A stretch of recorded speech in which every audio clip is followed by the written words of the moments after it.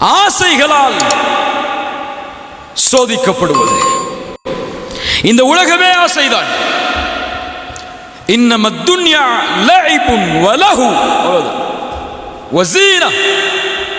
உலகம் வீணானது, விளையாட்டானது, அலங்காரமானது. இந்த உலகமே சோதனை தான். ஆசைகளால் நிரப்பப்பட்டது இந்த உலகம். அதிலும் ஒரு ஆசை ஒரு மனிதனை எளிதில் வழிகெடுத்து விடும். அல்லாஹ் அதைத்தான் சொல்கிறான், زُيِّنَ لِلنَّاسِ حُبُّ الشَّهَوَاتِ. ஹுப்பு ஷஹவாத், மனிதர்களுக்கு அலங்கரித்து காட்டப்படுகிறது.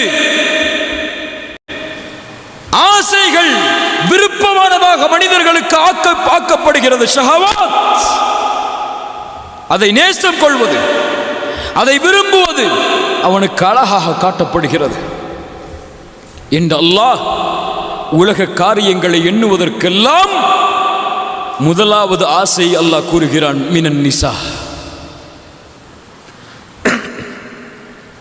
மினன் நிசா.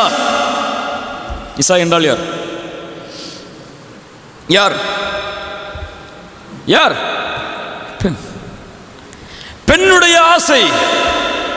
நம் குர்துபி ரஹிமஹுல்லாஹ் இந்த வசனத்திற்கு விளக்கம் சொல்லும் பொழுது சொன்னார்கள், ஏன் அல்லாஹ் உலக ஆசையில் பெண்ணை முதலாவதாக ஆக்குகிறான் என்றால், எது இருந்தாலும் எது இல்லை என்றாலும் ஒரு மனிதன் உலக வாழ்வில் திருப்தி அடைய மாட்டான் இந்த உறவை தன்னோடு இணைக்காதவரை. இல்லையா? அல்லாஹ்வுடைய தூதர் அதனால் தான் சொன்னார்கள், எனக்கு பிறகு உங்களை வழிகெடுப்பதற்காக எதையும் நான் விட்டு செல்லவில்லை பெண்களை தவிர.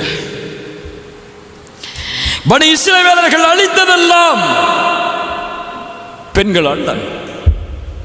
இல்ல மாஷா அல்லாஹ், சாலிஹான முஃமினான ஈமான் கொண்ட பெண்களை தவிர. எக்ஸெப்ஷனை போட்டுப்போம், இல்லை கோச்சுப்பாங்க. மினன் நிசா, பெண்கள் ஆண்களுக்கு ஒரு சோதனை. அல்லாஹ் நபி யூசுஃபை சோதித்தான் இதை கொண்டு. நபி யூசுஃபை சோதித்தவன் என்னையும் உங்களையும் சோதிக்க மாட்டானா? யார் பாரபட்சம் இதில்? எல்லோரையும் அல்லாஹ் சோதிப்பான் இந்த சோதனையை கொண்டு. நபி யூசுஃபை எப்படி அல்லாஹ் சோதிக்கிறான் பாருங்கள். தன்னை அரவணைத்தவர், தன்னை வளர்த்தவர், வார்த்தெடுத்தவர், அடைக்கலம் கொடுத்தவர், தன்னை தாய் என்று மகன் என்று அறிமுகப்படுத்தியவர் தன்னுடைய மனைவியிடத்திலே. அந்த பெண் நபி யூசுஃபின் அழகால் ஈர்க்கப்பட்டு ஒரு முறை வேறு வழி தெரியாமல் எல்லா கதவுகளையும் அடைக்கிறாள். அடைத்து நபி யூசுஃபை பார்த்து சொன்னார், ஹை தலக், என்னோடு வா, என்னோடு வா. எப்போதும் அந்த அழைப்பை அழைக்கக்கூடிய அழைப்பு தான். நபி யூசுப் ஹிக்மத் கொடுக்கப்பட்டவர், உணர்ந்தார் இந்த பெண் இப்போது அழைக்கக்கூடிய அழைப்பு வேறு. எஜமானி, நீ அழைத்தால் வந்திருக்க வேண்டும், ஆனால் நீ இப்போது அழைக்கக்கூடிய அழைப்பு வேறு. நீ எஜமானிதான், உலக காரியங்களில் எதற்கு அழைத்தாலும் உனக்கு கட்டுப்படுவேன். ஆனால் இப்போது என் எஜமானன் வேறு, அவன் இட்ட கட்டளை வேறு, நீ அழைக்கக்கூடிய அழைப்பு வேறு. ஹைதலக், என்னோடு வந்துவிடு. யூசுப் அலைஹிஸ்ஸலாத்து வஸ்ஸலாம் முதலாவது சொன்னார்கள், இரண்டாவதும் ஒரு வார்த்தை சொன்னார்கள். இந்த இரண்டும் தான் என் வாலிபர்களே, என் ஆண்களே, உங்களுடைய ஆசையை கட்டுப்படுத்தும். பெண்கள் மீது உங்களுடைய பார்வை விழுவதை விட்டு சொன்னார்கள் நபி யூசுப் அலைஹிஸ்ஸலாம், கால மஆதல்லாஹ். கால சொல்லுங்கள், மஆதல்லாஹ். நபியே, அல்லாஹ் நபிக்கு அல்லாஹ் ஹிக்மத்தை கொடுத்தால் அவர்கள் சொன்னார்கள், மஆதல்லாஹ், பெண்ணே, உன்னை விட்டு அல்லாஹ் என்னை பாதுகாக்கட்டும், உன்னை விட்டு அல்லாஹ் என்னை பாதுகாக்கட்டும். ரசூலுல்லாஹ் சொன்னார்கள் அதையே தங்களுடைய வார்த்தையால், ரஜுலுன் தலபத்துஹு இம்ரஅத்துன் ذات منصب وجمال فقال إني أخاف الله. வீரமது, கண்ணியம் அது. கண்ணியம் உள்ள மனிதனாக வாழ். ஒரு பெண்ணின் அழகிற்கு கோலையாக மாறிவிடாதே ஆணே. உன் கண்ணியம் அதில் இருக்கிறது, உன் வீரம் அதில் இருக்கிறது, உன் ஆண்மை அதில் இருக்கிறது. பார்க்கும் பெண்களை எல்லாம் பார்ப்பதோ, கவர்ந்திருக்கும் பெண்களிடத்தில் எல்லாம் பழகுவதோ, அவர்களிடத்தில் தன்னுடைய இச்சையை தீர்ப்பதோ அழகா, ஆண்மையா, கண்ணியமா, வீரமா? அது கோலை. வீரன் யார்? கால மஆதல்லாஹ். வீரன் யார்? அழகுள்ள, குடும்பமுள்ள ஒரு பெண் தன்னை தவறான இச்சைக்கு அழைக்கும் போது, அது முதலாவதாக இருந்தாலும் இறுதிக்காக இருந்தாலும். முதலாவதுனா எதுக்கு? முதலாவதுனா எதுக்கு? ஹாய் ஹவார் யூன்னு பேச ஆரம்பித்தாலும் சரி, அல்லது கடைசியில் கொண்டு போய் உங்களை விட்டாலும் சரி, அவர் சொல்லுவார், இன்னி அகாஃபுல்லாஹ், அல்லாஹுவை பயந்தவன் நான். என் நண்பனுடைய பார்வையிலிருந்து மறைக்கலாம், என் பெற்றோருடைய பார்வையிலிருந்து மறைக்கலாம், என் உறவினருடைய பார்வையிலிருந்து மறைக்கலாம், என் ரப்புடைய பார்வையிலிருந்து எப்படி மறைப்பேன்? இன்னி அகாஃபுல்லாஹ், அவனை பயப்படுகிறேன் நான் என்று சொல்லக்கூடியவனுக்கு, இந்த வீரனுக்கு, இந்த கண்ணியம் உள்ளவனுக்கு நாளை மறுமையில் அல்லாஹ் அர்ஷின் நிழலை அளிப்பான். ரசூலுல்லாஹ் சொன்னார்கள், கால மஆதல்லாஹ். ரெண்டு வார்த்தை சொன்ன. என்ன வார்த்தைலாம்? மஆதல்லாஹ், இன்னி அகாஃபுல்லாஹ். அல்லாஹ் உன்னை விட்டு என்னை பாதுகாக்கட்டும், நான் அல்லாஹ்வை பயந்தவன். அடுத்து சொன்னார்கள் நபி யூசுப் அலைஹிஸ்ஸலாம், இன்னஹு ரப்பி அஹ்ஸன மத்வாய இன்னஹு லா யுஃப்லிஹு ஸாலிமூன். என் எஜமானன், என் கண்ணியன் எனக்கு கண்ணியத்தோடு வாழ்வை தந்திருக்கிறான். ஒருபோதும் அநீதம் இழைப்பவர்கள் வெற்றி பெற மாட்டார்கள். எஜமானர் என்று யாரை சொல்கிறார்கள்? அறிஞர்கள் விளக்கம் சொன்னார்கள். எஜமானன் என்று சொன்னது அந்த அமைச்சரை.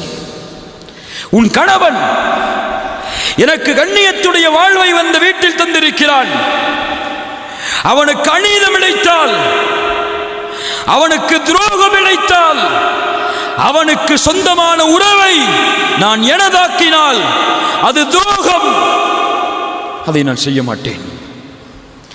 அநீதம் இழைப்பவன் ஒருபோதும் வெற்றி பெற மாட்டான்.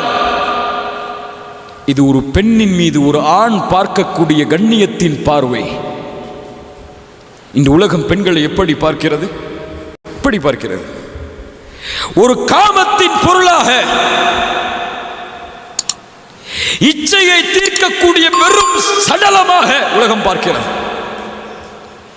இந்த உலகம் இசையை அனுமதிக்கிறது, இசையை ஊக்குவிக்கிறது. அந்த இசையிலெல்லாம் பாருங்கள் பெண்களை அவர்கள் வார்த்தைகளால் எப்படி கொச்சப்படுத்துகிறார்கள் என்று. தன் பொருளை விற்பதற்கு ஒரு பெண்ணின் கவர்ச்சியை எப்படி பயன்படுத்துகிறார்கள் என்று.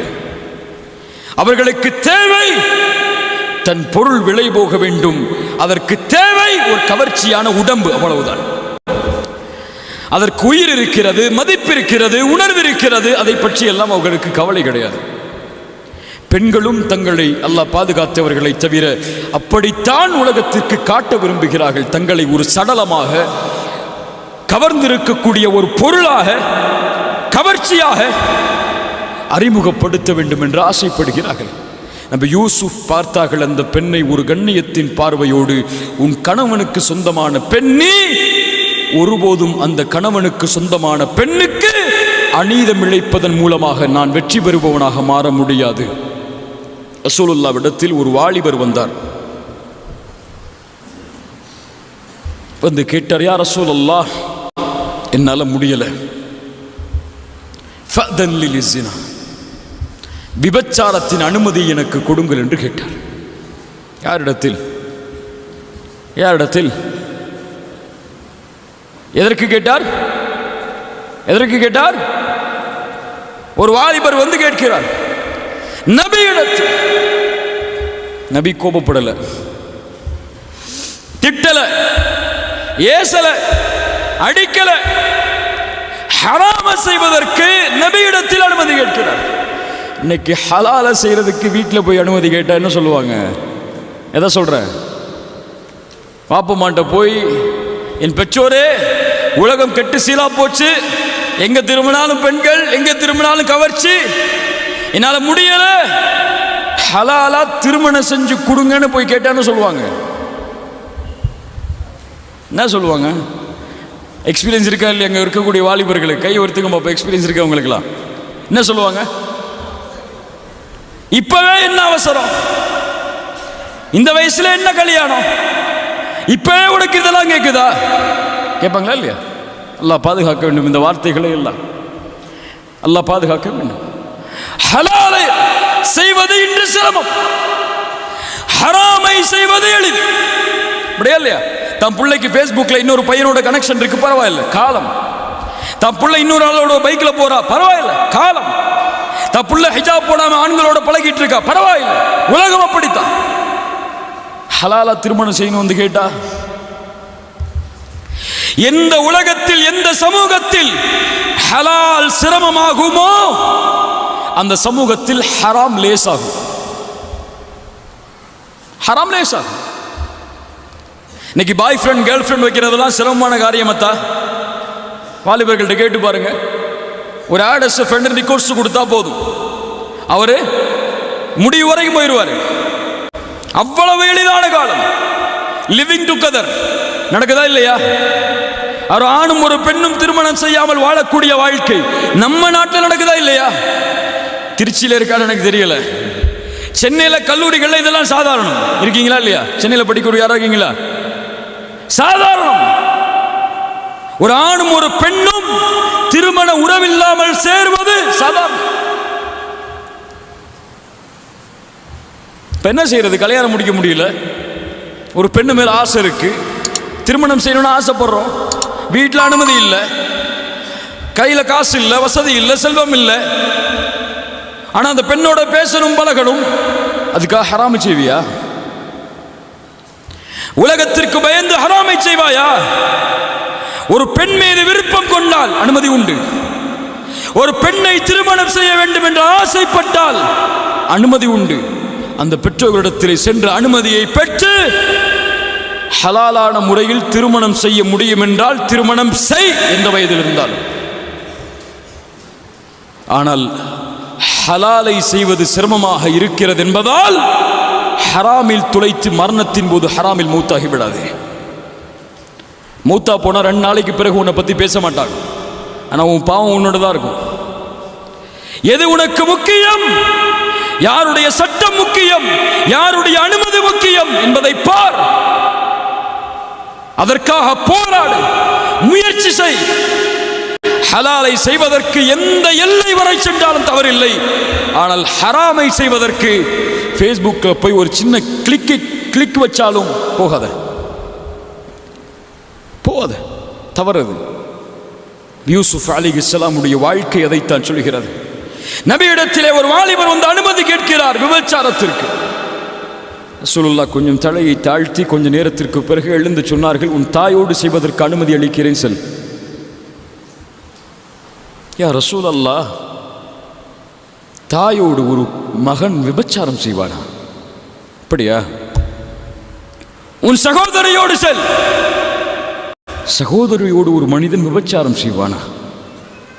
உன் சாட்சியோடு செல், உன் மாமியோடு செல். அவர் கேட்டார், ரசூலுல்லாஹ் என்ன பேசுகிறீர்கள்? ரசூலுல்லாஹ் சொன்னார்கள், நீ விபச்சாரம் செய்ய நினைக்கக்கூடிய ஒரு பெண் இன்னொருவரின் தாய், இன்னொருவரின் மனைவி, இன்னொருவரின் மகள், இன்னொருவரின் சகோதரி. எப்படி உன் சகோதரியிடத்தில், உன் தாயிடத்தில், உன் சாட்சியிடத்தில், உன் குடும்பத்தில் பிறந்தவர்களிடத்தில் செய்து அவர்களுடைய பெற்றோர்களுக்கும் அவர்களுக்கும் அநீதம் செய்வதை நீ பயப்படுவாயோ, அதுபோல் அந்த பெண்ணும் இன்னொரு தந்தைக்கு பிறந்த குழந்தை, இன்னொரு கணவனின் மனைவி, இன்னொரு சகோதரனின் சகோதரி, அவர்களுக்கு அநீதம் செய்வதை எப்படி விரும்புவாய்? இந்த பார்வையோடு பார். பெண்ணை ஒரு கண்ணியமுள்ள படைப்பாக கருது, உனக்கு சமமுள்ள படைப்பாக கருது. உனக்கு எந்த உணர்வு இருக்குமோ கண்ணியத்தில் மரியாதையில், அதுபோல் ஒரு பெண்ணை பார், கண்ணியத்தோடு மகிழ்வோடு ஒரு கவர்ச்சி பொருளான பார்வையாக உன் பார்வையில் ஒரு பெண்ணை நீ பார்த்து விட்டால் உன் ஆண்மைக்கு அது இழுக்கு. நபி யூசுப் அதை பார்க்கவில்லை.